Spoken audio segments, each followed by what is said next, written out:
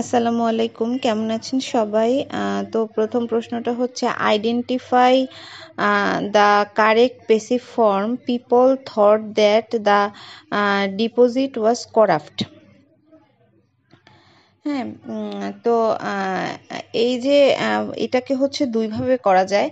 প্রথমটা হচ্ছে the deposit was thought to be corrupt. হ্যাঁ, তো এখানে হচ্ছে যে এই যে মূল যে ক্লোজ, হ্যাঁ, এটার বিষয়বস্তু হচ্ছে যে দ্য ডিপোজিট। হ্যাঁ, তাই না? তো সেটাকে আমরা হচ্ছে অবজেক্ট মানে ওটাকে হচ্ছে প্রথমে বাক্যের শুরুতে আনলাম এবং এই যে মানে ওয়াজ থট, হ্যাঁ, ওয়াজ থট টু বি, এটা হচ্ছে ব্যবহার করলাম।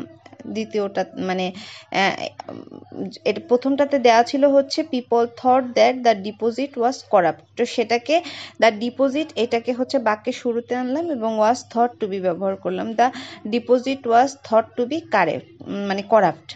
এবং আরেকটা ভাবে এটা করা যায়, সেটা হচ্ছে যে এরকম করা যায় যে it was thought that the deposit was corrupt. হ্যাঁ, তো সেখানে হচ্ছে ইট ব্যবহার করে হচ্ছে বাক্যটা শুরু করতে হবে। আর এই যে মূল ক্লোজের যে কর্তাটা পিপল, হ্যাঁ, এটাকে বাদ দিয়ে ইট ওয়াজ থট ব্যবহার করে আর কি।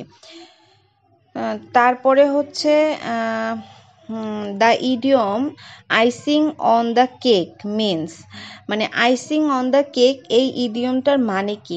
এটার মানে হচ্ছে এই বাগধারাটার মানে হচ্ছে যে মানে ভালো কোনো একটা কিছুর সাথে একটা অতিরিক্ত আরও কোনো একটা ভালো মানে সুবিধা যোগ করা, কিন্তু সেটা হচ্ছে প্রয়োজন ছিল না এরকম। হ্যাঁ, যেমন আমি মানে বলি, যেমন হচ্ছে এরকম যদি হয় যে সে একটা চাকরি পেল এবং আর একটা কোম্পানির গাড়ি পাওয়া মানে পেল সাথে, তো সে চাকরি পাইছে, এটাই তার একটা সুবিধা, অনেক বড় মানে অনেক বড় একটা ভালো কথা, অনেক বড় একটা সুখবর।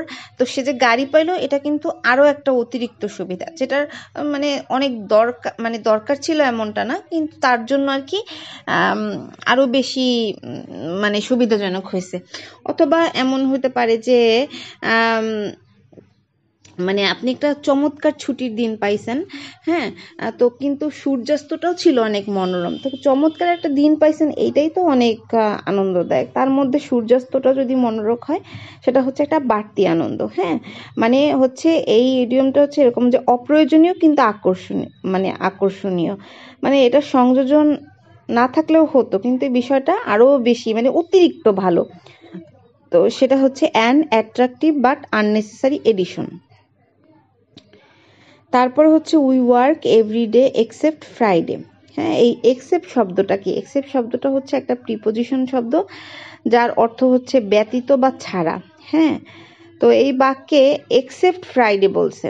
হ্যাঁ, বলতে হচ্ছে শুক্রবার বাদে বাকি অন্যান্য দিন মানে সব দিন বোঝানো হচ্ছে।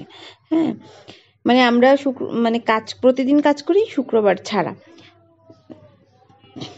তারপরে এবং আরও একটা বিষয় হচ্ছে যে এক্সেপ্ট, উইদাউট বা ব্যতীত, এই শব্দগুলো কিন্তু প্রিপোজিশন হিসেবে ব্যবহৃত হয়। তারপর হচ্ছে identify the word that can be used as both singular and plural. হ্যাঁ, এটা হচ্ছে ক্যানন। ক্যানন শব্দটা হচ্ছে একটা মানে নাউন, এটার অর্থ হচ্ছে কামান। হ্যাঁ, যেটা যুদ্ধে ব্যবহার করা হয়, কামান। হ্যাঁ, তো এটা হচ্ছে সিঙ্গুলার এবং প্লুরাল দুই হিসাবে ব্যবহার করা হয়। মাঝে মধ্যে ক্যাননসও ব্যবহার করা হয়, কিন্তু এটা ক্যানন এই শব্দটাই মানে বহুকাল ধরে বহুবচন হিসেবে ব্যবহার করা হয়, একবচন হিসেবেও ব্যবহার করা হয়। তো আশা করছি সবার ভালো লেগেছে। সবাই ভালো থাকবেন। আল্লাহ হাফিজ।